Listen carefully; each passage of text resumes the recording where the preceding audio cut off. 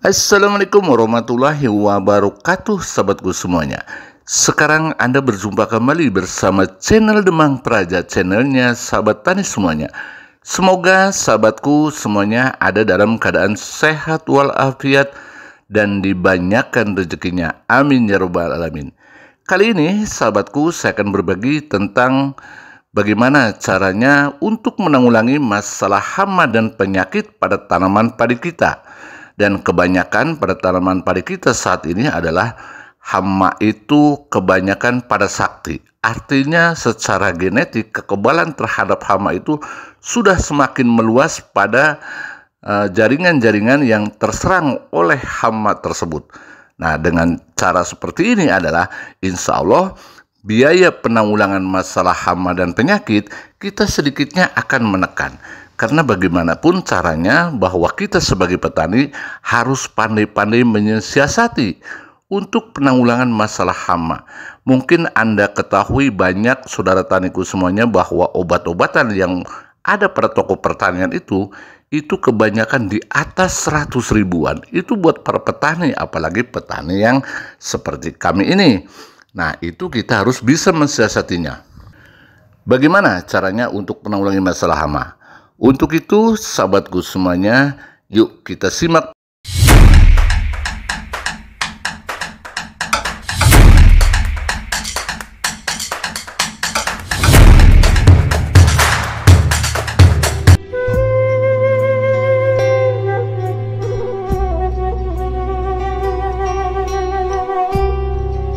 Sahabat tani semuanya, sekarang adalah banyak hama-hama itu pada sakti. Artinya bukan hama tersebut adalah mempunyai ilmu kekebalan, tetapi adalah hama tersebut sudah sering dari mulai indukannya.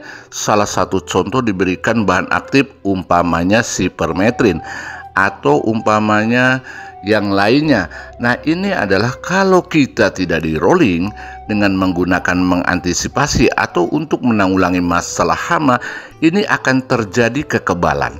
Nah, itulah para sahabatku semuanya, dengan cara ini saya berbagi bagaimana bahwa tanaman kita dapat dilindungi dan tanaman kita adalah bebas dari hama dan penyakit, menjadikan tanaman itu adalah subur. Nah, untuk itu saya akan berbagi bagaimana caranya untuk penanggulangan.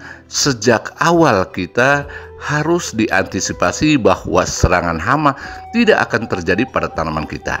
Nah, kali ini saya akan berbagi tentang bagaimana membuat atau memberikan pestisida nabati atau pestisida organik untuk tanaman padi kita semuanya, agar tanaman padi kita itu adalah bebas dari hama dan penyakit.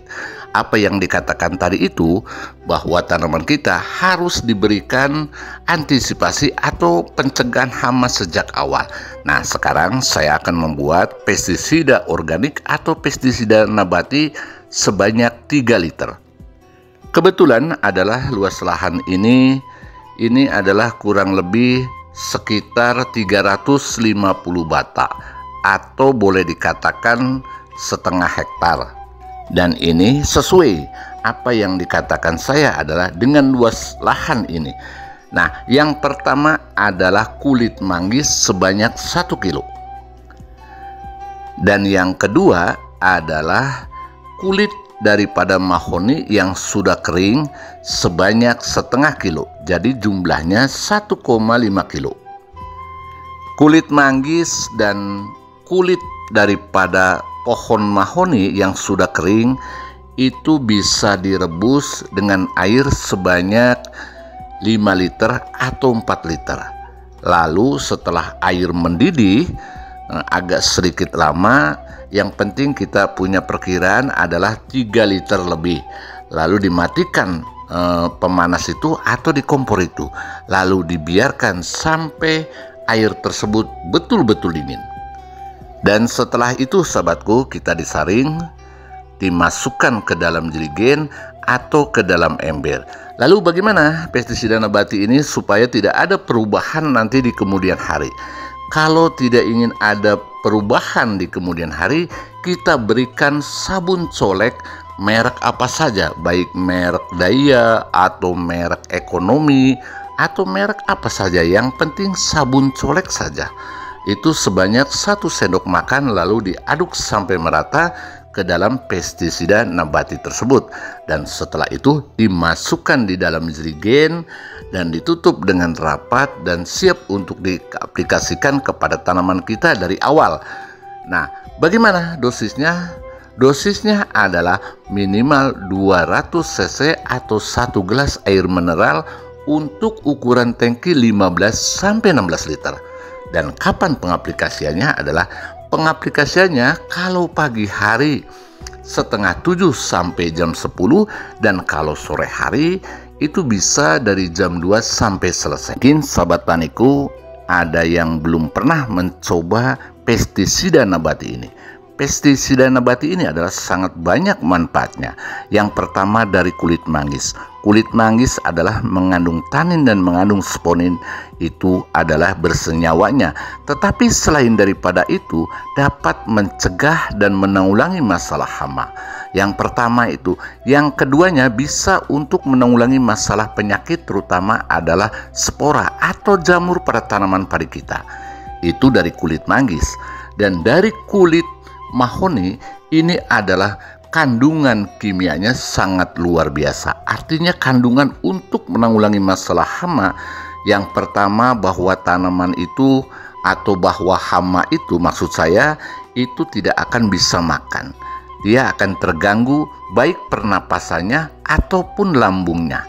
Dan yang keduanya dari kulit mahoni ini yang pernah saya alami, hanya dicampur dengan sabun colek, ini banyak hama-hama itu yang mati. Artinya kalau hama yang mati juga bisa dimakan oleh predator yang lain, ini tidak akan membahayakan.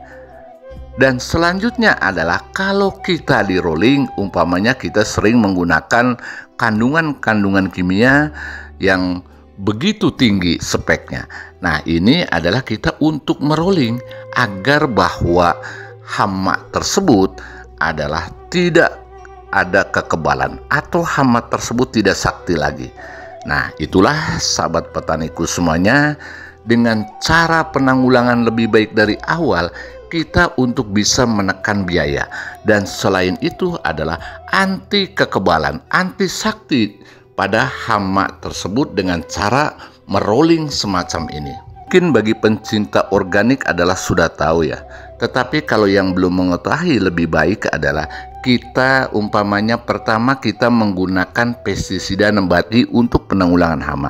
Dan yang keduanya kita menggunakan bahan-bahan kimia yang dibeli dari toko pertanian. Itu tidak masalah. Tetapi kalau kita full kimia semua, berapa biaya kita yang harus dikeluarkan? Sedangkan kita adalah mencari penghasilan dari tani ini. Nah, untuk itu sahabatku semuanya, kalau kita ingin hasil dari cara bertani, kita caranya harus bisa mensiasati.